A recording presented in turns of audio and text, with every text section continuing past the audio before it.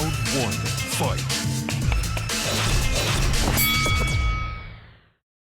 안녕하세요. 박종훈의 경제한방입니다. 지금 최근에 이제 주가가 많이 떨어졌다가 반등을 하는 상황.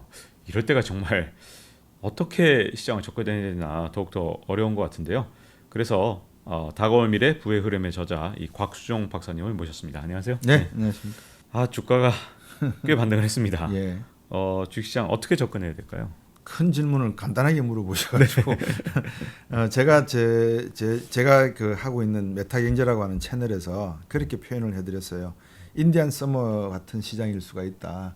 이제 미국 같은 데서 생활을 하다 보면 11월 달에 그 추수감사절을 앞두고 좀 날씨가 여름 날씨 비슷하게 따뜻해지는 그 한 보름간의 기간이 있거든요. 그걸 이제 인디안 서머라고 하는데 일부에서도 그렇고 우리 박종훈 박사께서 경제 한방 이 채널을 통해서 쭉 해오신 말씀이 위기 가능성에 대해서 이렇게 비중을 좀 많이 두신 것 같아요. 그러니까 위기가 이렇게 올 수 있으니까 우리가 대응하고 미리미리 준비하자 이런 말씀이라면 지금 나타나고 있는 이 시장이 과연 주식시장이 상승으로 갈 수 있는 하나의 그 모멘텀의 변화를 가져오는 시장인가에 대한 답은 이미 해주신 것 같아요. 제가요? 예, 네. 다른 이제 방송을 통해서. 네. 예. 근데 이제 저는 그렇게도 생각을 합니다. 왜냐하면 미 연준이 금리를 줄기차게 올릴 수 있다라고는 생각하지 않습니다. 왜냐하면 이것이 이번에 0.75% 포인트를 올려가지고 거의 이제 4%에 근접하는 4%의 어떤 기준금리를 만들어놨는데 12월 달에 만약에 0.75% 포인트를 올리면 4.75가 되고요. 그럼 2월 달에 0.75를 올린다 그러면 이게 한 5.5%가 돼버리잖아요. 그 다음에는 아마 고민이 클 겁니다. 근데 0.75% 포인트를 2월 달에 올릴 거를 쪼개어서 0.5% 포인트 올리고 그 다음에 3월 달에 0.25% 올리고 할지에 대한 그 퀘스천 마크가 존재를 합니다. 왜냐? 잠깐만요. 여기서 한번 짚고 가고 싶은 예. 게 5.5까지 보시는 건가요? 저는 5.5까지 놓고 보고 있습니다. 시장에서는 그러니까 보니까 4.5부터 가장 예, 약하게 예. 보시는 분이 5.5까지 있던데 그 견해로 상단에 계신 것 같아요. 예. 그 왜 그러냐면 이제 이런 불확실성의 시대에서는 그 위험 관리적인 측면에서는 최악의 시나리오를 가정하고 말씀을 드리는 게 최고의 어떤 방책이 아니겠는가. 그러니까 최악, 차악, 차선, 최선이 있는데 최선이나 차선은 그렇게 지금 상황에서는 중요하지 않은 것 같아요. 최악이 제일 중요한 것 같아요. 그래서 최악의 시나리오를 이제 우리 박종훈 박사하고 이야기하면서 제가 말씀드린 좋은 말씀을 해주셔서 제가 말씀을 드리는 건데 저는 5.5를 그 실링 천장으로 놓고 그러면 5.5를 놓고 봤을 때 뭐 시카고 에반스 총재라든지 또는 캔자스 연방준비은행의 에스터 총재 같은 사람들은 야 그까지 가면은 미국 경제도 불안해. 너들 지금 뭐 하는 짓이야. 이제 이런 이야기들이 한 2달 전부터 나오기 시작을 했어요. 그래서 이제 월가에서도 야 이거 5.5까지 간다는 건 너무 지나친 거 아니냐.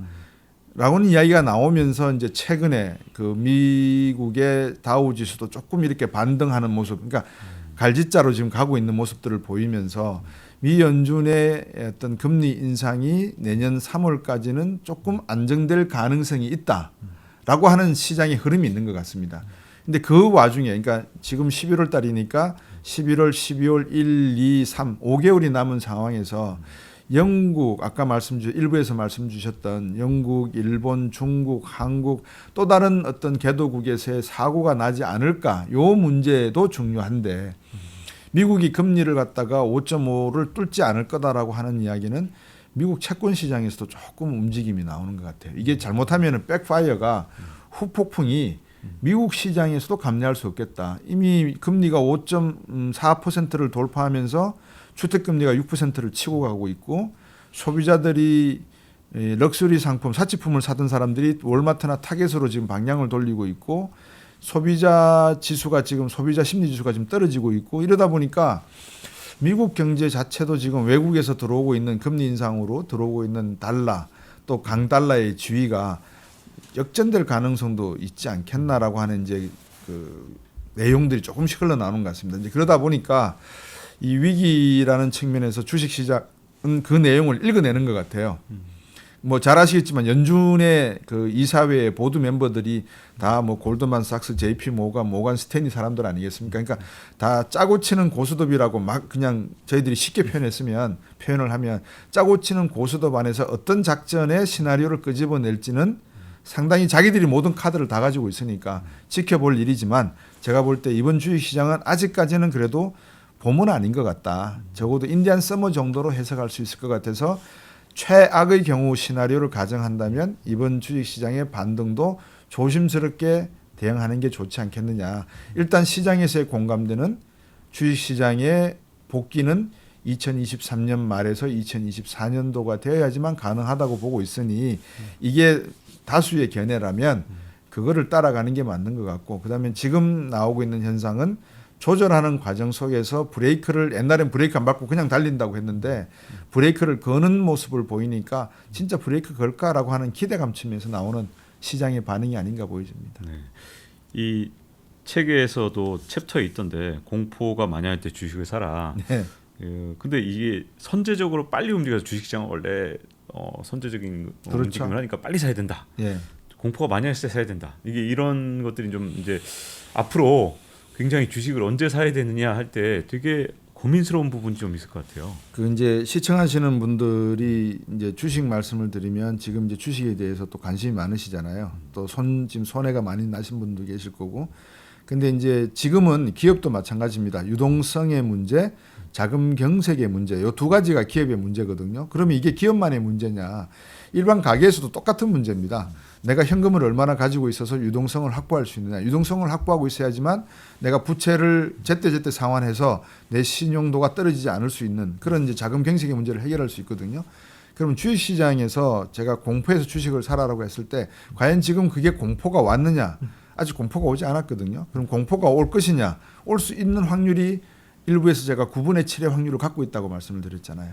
그러면 그걸 언제까지 기다려야 되느냐? 최소한 최악의 시나리오에 내년 상반기는 기다려야 된다.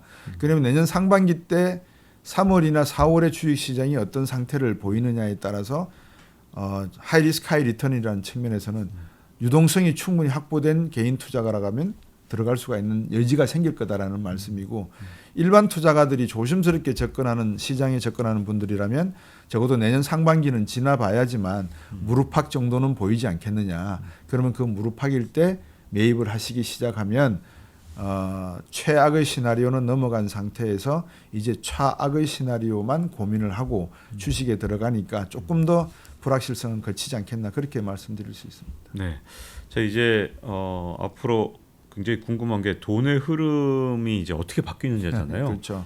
근데 이제 그 큰 손들이 특히 어떻게 움직이는지를 봐야 된다, 이런 글이 있더라고요. 네. 이게 어떻게 볼 수 있는 방법이 있는 건가요? 어떻게 그렇죠. 제가 이제 역사 이야기로 말씀을 자주 드렸는데 19세기 말하고 20세기 초에 재벌들이 만들어지는 과정에서 뭐 로스차일드나 이런 사람들은 뭐 오래전에 중상주의 때부터 역사적인 그 배경이 있습니다만 신흥 재벌들이 나오기 시작을 합니다. 그게 뭐냐면 석탄의 시대에서 석유의 시대로 가는 시점이 나오거든요. 또 그 은을 중심으로 하던 광산 채굴에서 금으로 바뀌는 그 시대로 전환이 되더라고요. 이제 아까도 일부에서 제가 석유의 왜 그러냐 그러면 이제 배들이 석탄을 떼워서 전기선을 만들어서 가는 배의 속도와 무게보다는 석유 내연기관으로 움직이는 배들이 가볍고 빠르기 때문에 해상전에서도 상당히 유리한 측면이 있고 상선을 운영하는 데 있어서도 많은 짐을 실을 수 있으니까 유리한 측면이 있었거든요. 그러면 돈의 흐름이 그때 어디로 갔겠느냐? 당연히 석유 개발하는 데 갔겠죠. 그러면 석유를 개발했던 지역이 어디냐? 당연히 페르시아 제국이 있었던 지역, 지금의 이란, 이라크, 사우디, 쿠웨이트, 이 지역이 아니었겠습니까? 그러니까 이제 2차 세계 대전 당시에 헤지모니의 싸움, 독일과 다른 연합 국가들과의 싸움에서 제일 중요했던 게 석유의 공급 지역을 누가 확보를 하느냐, 식량 지역을 누가 확보하느냐, 이제 군수 부분이었거든요. 그러면 이제 21세기에서 미국과 중국 이야기를 저희들이 안 할 수가 없는데 이 두 나라가 헤지모니 싸움을 할 때에 어디다가 포커스를 두느냐, 겉으로는 제조업에다가 두겠죠. 속내는 자본시장이겠지만 그러면 겉은 제조업이라 그럴 때 그 제조업은 어느 방향으로 갈 것이냐. 지난주에 COP27 회담이 끝이 났지만 그리고 10월 달에 있었던 IMF 연차 총회에서 이집트에서 나왔던 이야기가 뭐였냐면 기후 환경이었거든요. 그러면 그 기후 환경 이야기가 언제 나왔냐, 처음으로 나왔느냐라고 말씀을 드리면 70년대, 73년도 정도에 나오기 시작을 했어요.